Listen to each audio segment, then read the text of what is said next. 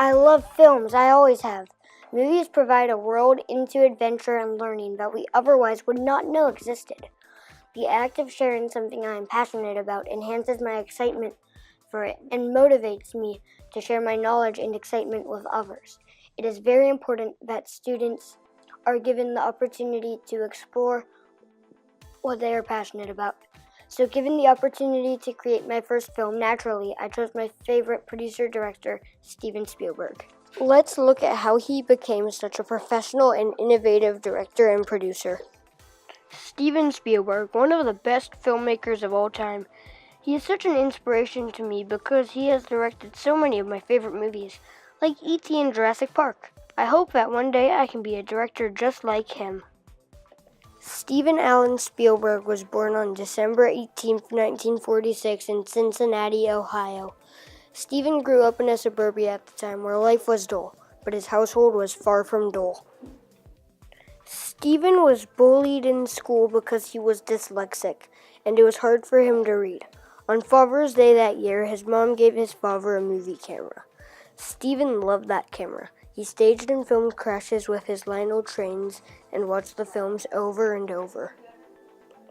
Steven's pivotal moment in film came when he decided to make a 9-minute Western to earn a merit badge in his Boy Scout troop. He cast his fellow Boy Scouts as cowboys, and when he screened it for his fellow Scouts, they went insane, cheering, shouting, and screaming. Steven said it was in that moment I knew I wanted to do this for the rest of my life. Steven is now a teenager, and he decided to write and direct his first independent film, titled Fighter Squad. It would later inspire his famous big screen movie, Close Encounters. It was a tour on the Universal Studios backlot that got him in his first taste of the silver screen. The curious teen caught the eye of a studio executive after he wrote and directed the film Amblin. The executive offered Steven Spielberg a 7-year directing contract, making him the youngest director to ever be signed to a major Hollywood studio.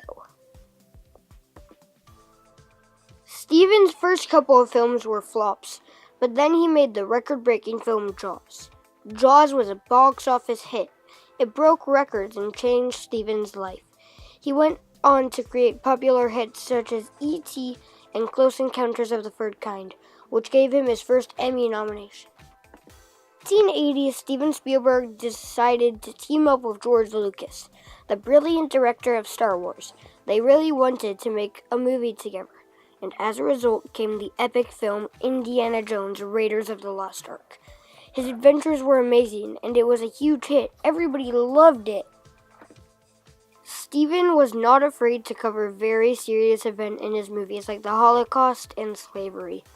For example, in Schindler's List, he shows the Holocaust, and in The Color Purple, he depicted the controversial topic of slavery. Steven's most recent film was Ready Player One, a movie about a virtual world called the Oasis and the battle for control of it. Steven is a legend in film. He has revolutionized movies with his sci-fi stories and incredible special effects. He has inspired many filmmakers with his serious topics and sad stories that also have huge laughs. If you are a filmmaker, aspiring filmmaker like me, Steven Spielberg has probably had some influence on you as well. Film is very important to me. It has strengthened my relationships with my uncle and grandpa. It's a way to travel to a different world, like Pandora, or even travel back in time in movies like Back to the Future. Movies have made me closer with so many people in my life, and without movies, well, I just wouldn't be me.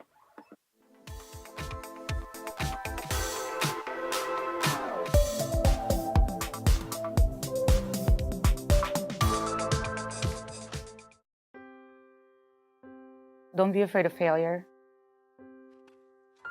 The worst thing that's going to happen, you're not going to succeed, but the best thing that's going to happen is you're going to succeed. And that's going to be the best thing in your life. Vera is not a stranger to hard work. While others spend time complaining about what they want to change, Vera has made the change. 2 years ago, she opened a gym, Slim Gym. This is where she helps others transform just like she did. I think there must have been a misunderstanding. When you said Slim Jim, I thought you meant beef jerky. Nope, not quite. Well, you have a set of weights and that. Vera has little tolerance for excuses, Should only take a especially when minute. it comes to laziness. When it comes to inspiration, Vera is busy inspiring others to get fit. She pushes them to be better and try harder. This comes from her own journey with fitness.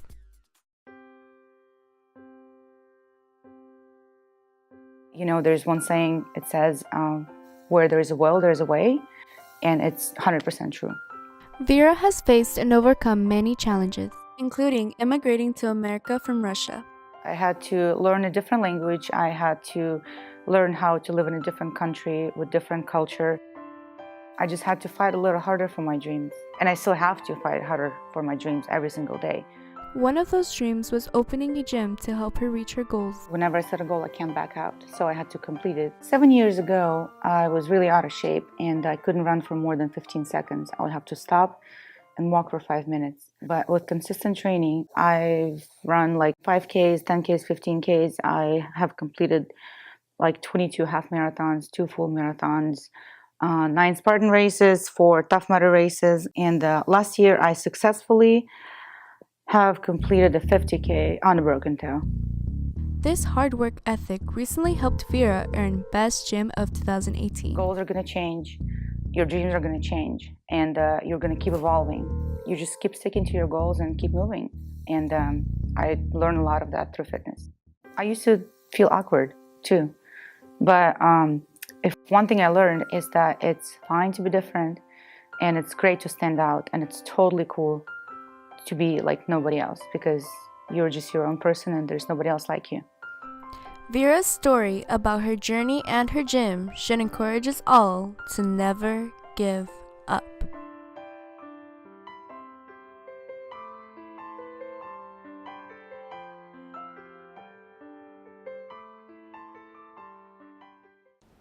My name is Arla, and I am in 10th grade. It's scary to see all those mean things being said about immigrants on the news. Kids being separated from their families. Even in my own community, I hear a lot of things being said about immigrants. I wonder if people would just stop to think of them as people, not immigrants. I'd like you to meet a very special immigrant. My name is Ignacio Alcalá. I'm from Durango, Mexico. I grew up in a poor community. The house that I grew up in was made out of wood and cardboard, which was built by my dad when I was approximately 4 years old. The bathroom was outside, separate from the house. It was one big room, which me and my siblings share. I have 5 sisters and 1 brother, and the same room was the kitchen. Also, I remember working for my dad for free, which that was very helpful because I learned a lot from him, and that's how I started to build up hard work ethic. Lo que me ha contado Ignacio de cómo fue su vida en México, un poco difícil económicamente. Él quería superarse y fue que decidió emigrar a Estados Unidos. It was a tough journey for Ignacio. When I came to this country in 1999, I was 19 years old. I came with my dad, day and night, lacking of food, tired, and it was too cold. When we arrived, we stayed with my uncle, and he let us borrow the living room to sleep in, and started working with him in landscaping, cutting the grass and cleaning the yard and things like that. Working for my uncle gave me a lot of experience because besides doing landscaping, he does construction. I knew from Mexico, but the construction in this country is different. So working with him helped me a lot to build that knowledge. Ignacio is here now, and he's used this tough journey to help him grow, develop, and learn new skills. About 15 years ago, I started to work by myself, and over the time I expanded, and now I have people working for me. He began by doing little jobs for me in my home, and we developed a much deeper relationship through that experience. One of the obstacles that I had to overcome was the language, because I had to communicate with my clients. They don't speak any Spanish, and I didn't speak any English. So it was very difficult. That's how I came up with the idea to go to school and study English.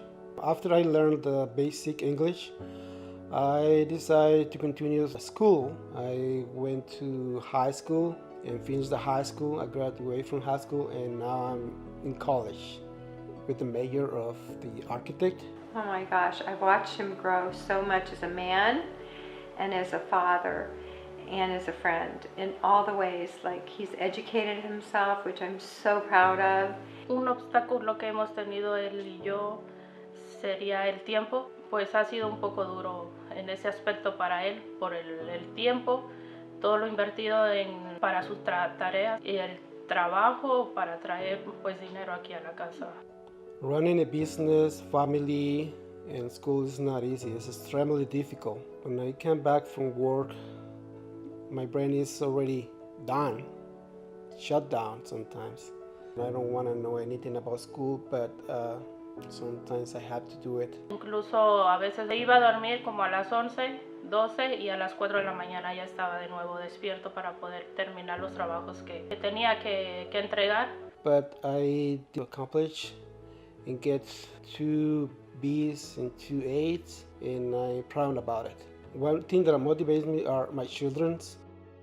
Ignacio es un excelente padre. Me gusta mucho su forma de llegar a mis hijos y educarlos, animarlos y sobre todo que les da un ejemplo bonito. Because I want them to go to university, I want them to be someone in the future, and also because I don't want them to have excuse to not study, because if I can do it, of course they can do it too.